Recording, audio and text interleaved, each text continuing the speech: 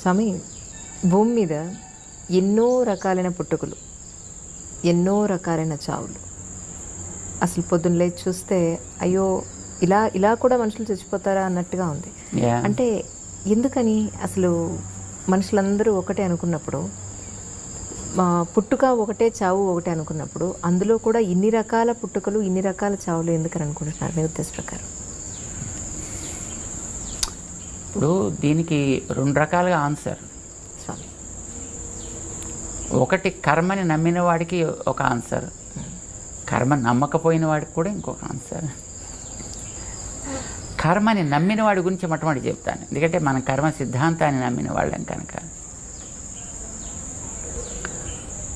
ఒకడు తన జీవిత కాలంలో రకరకాలుగా క్రూరమైన పనులు చేస్తూ బతుకుతాడు. వాడు వీడిని పొడుస్తాడు, వాడిని పొడుస్తాడు, చంపుతాడు, జంతువుల్ని చంపుతాడు, తింటాడు, పచ్చి జంతువుల్ని తింటాడు, రకరకాలుగా.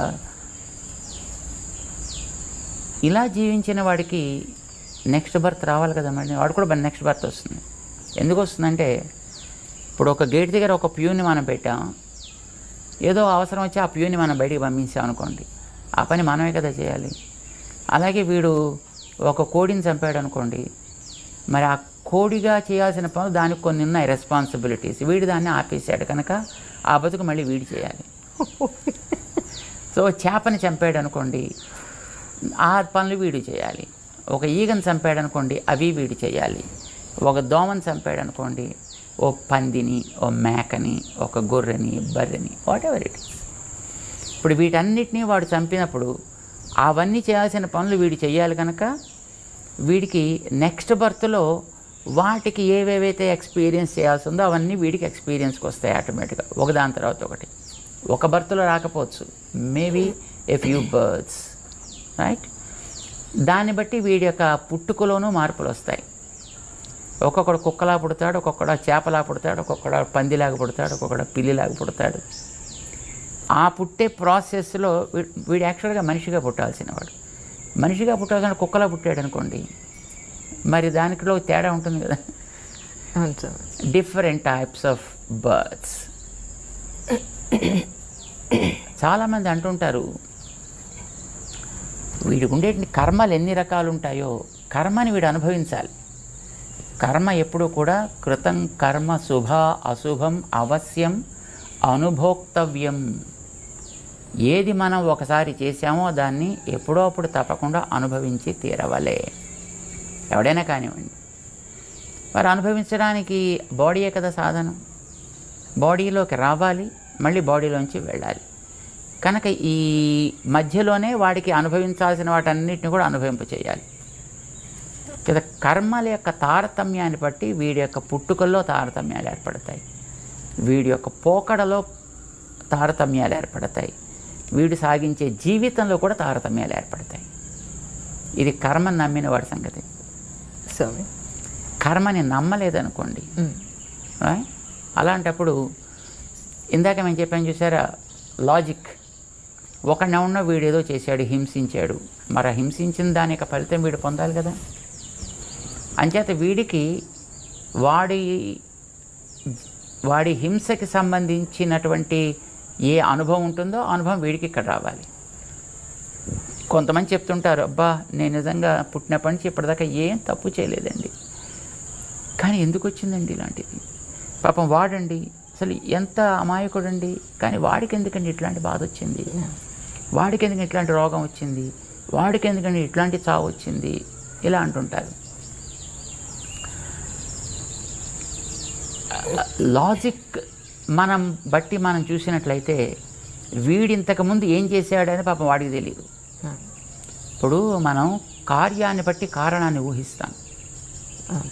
ఇప్పుడు ఈవేళ ట్రైన్కి వచ్చిందనుకోండి, దాంట్లో జీలకర్ర వాసన వేస్తే బహుశా నేను తిన దాంట్లో ఎక్కడో జీలకర్ర ఉండి ఉంటుంది అని మనం ఊహిస్తాం మనం. అలాగే ఇప్పుడు మనం అనుభవించేటటువంటి దాన్ని బట్టి బహుశా వీడు ప్రీవియస్ బర్త్లో వీడు ఏదో చేసి ఉంటాడు అని మనం తప్పకుండా వీ ఇన్ఫర్ దట్, అది మనం ఊహిస్తాం దాన్ని. బికాస్ ఇది మనకి ఫస్ట్ బర్త్ కాదు, ఎవరికి కాదు, ఎన్నో బర్త్స్ మనం సాగుతున్నాయి. దీన్ని మనం అంగీకరించాలి. లాజికల్గా చెప్తున్నాను. ఎందుకు లాజికల్గా అంగీకరించాలి? ఒకే తల్లికి పుట్టినటువంటి ఇద్దరు సంతానం ఒకే రకంగా ఉండట్లా, ఆలోచనల్లో కానీ ఆచరించే యాక్టివిటీస్లో కానీ. ఎందుకు వచ్చింది difference? There must be some guiding factor behind. అది మనం పూర్వజన్మలోంచి వచ్చింది ఏదో అని క్యారీడ్ ఫార్వర్డ్ తీసుకుంటాం మనం. పశువుల్ని మనం చూస్తున్నాం. సే ఒక దూడ పుట్టింది, పుట్టిన 1.5-2 మినిట్స్లో అది మెల్లిగా లేచే ప్రయత్నం చేస్తుంది. ఒక 5 మినిట్స్ కల్లా లేచి నిలబడుతుంది. అండ్ ద కాఫ్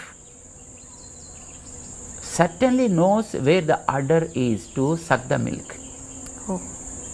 ఒక దూడ, దానికి అక్కడ పొదుగు ఉంది, అందులో పాలున్నాయి, తనకు ఆహారం అక్కడి నుంచి తను సంపాదించాలి.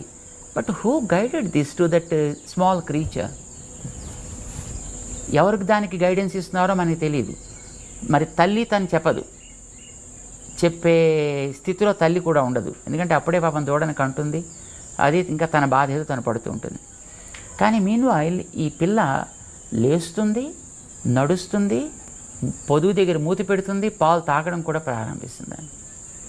అంటే వ్యక్తికి బ్రతికేటటువంటి అదృష్టం ఉంది కనుక ఆ వెనకాతలు ఉండేటువంటి ఆ అదృష్టం ఏదో దాన్ని గైడ్ చేస్తుంది.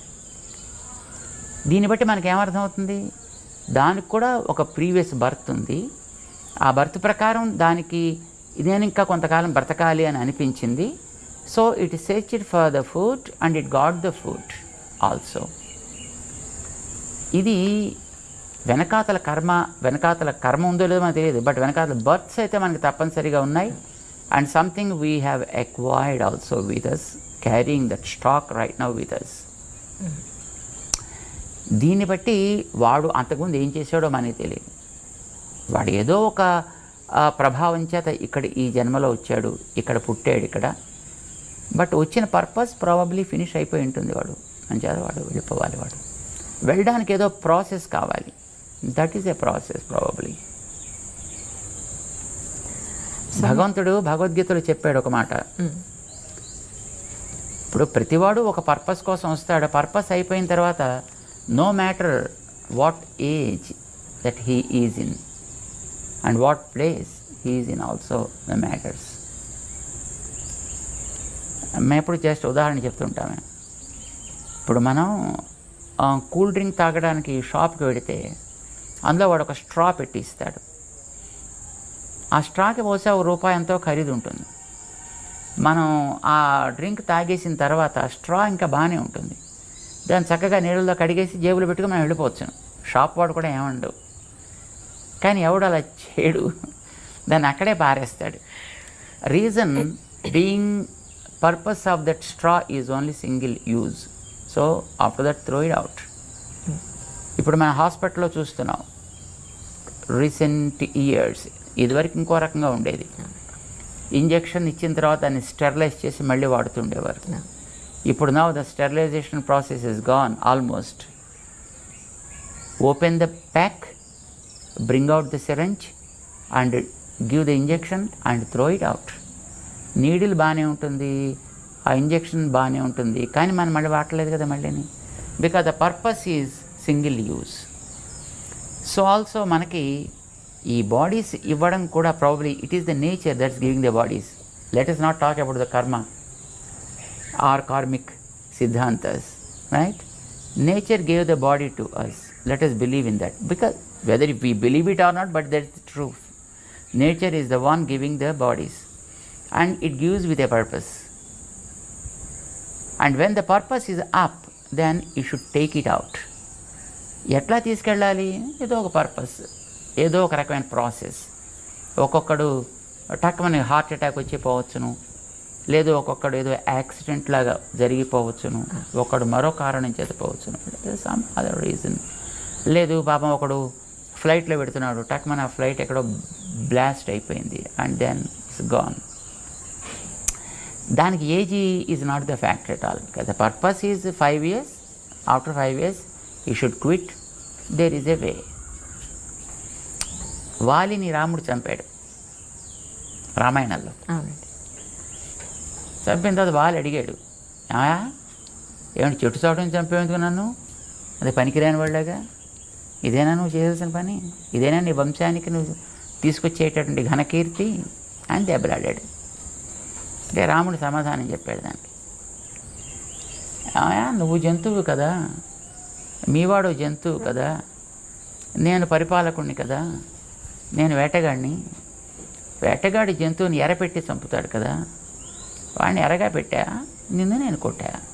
కొట్టేవాడు కూడా మాటు వేసే కదా కొడతాడు, అలాగే కొట్టాను నేను. తప్ప మరి నేనేం తప్పు చేయకుండా ఎందుకు కొట్టావా అని అడిగాడు. తప్పు చెయ్యలేదంటావేమిటి, నీ తమ్ముణ్ణి బతికుండగా రాజ్యంలోంచి బయటికి తరిమావు తప్పు చేయకుండా, అతని భార్యను పట్టుకొచ్చి నీ దగ్గర పెట్టుకున్నావు. This is according to our law is a sentenceable offence. నువ్వు ఆ తప్పు పని చేసావు, అందుకోసం నిన్ను దండించాలి. నేను దండించేవాడిని, నువ్వు దండన పొందేవాడివి. దండించేవాడు ఎప్పుడూ కూడా వాడికి ఇష్టానికి తగినట్టుగా దండన విధిస్తాడే తప్ప, ఏమండి దొంగగారు మీకేం దండన విధించమంటారండి, ఎలా దండన విధించమంటారని అడిగే చేస్తారు. చాయిస్ వాడిదా వీడిదా? ఒక పనిష్మెంట్ ఇచ్చేటప్పుడు జడ్జి గారిదా చాయిస్, లేకపోతే తప్పు చేసినటువంటి ఆ కన్విక్ట్దా? So you are the person who committed a mistake and I'm the person sentencing something to you. ఎట్లా నేను సెంటెన్స్ చేయాలని, that is my choice absolutely. And who are you to ask me why you killed me like this అని. నా ఇష్టం, నేను కావాలంటే నేను hang చేస్తా, లేక షూట్ చేస్తా, లేకపోతే ఎలక్ట్రిక్ చైర్లో కూర్చోబెట్టి షాక్ ఇస్తా, లేకపోతే మరి ఇంకోటి ఏదో చేస్తా. That is my choice, who are you to ask me అంటాడు. అలాగా nature has her own ways of implementing the things. So కొంతమందికి వాళ్ళ పర్పస్ అయిపోయిన తర్వాత ప్రాబబ్లీ ఈ రకమైనటువంటి కంక్లూజన్ చేయాలి అని, if the nature things, that is what happens.